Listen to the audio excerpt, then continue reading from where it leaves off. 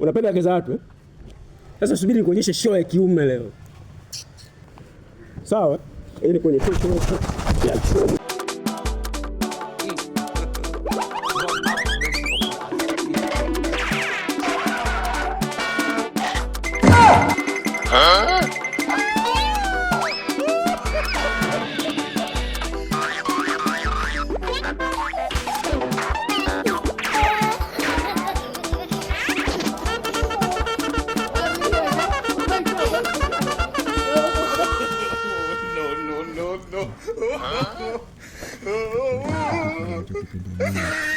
Hivyo umeanza malaya?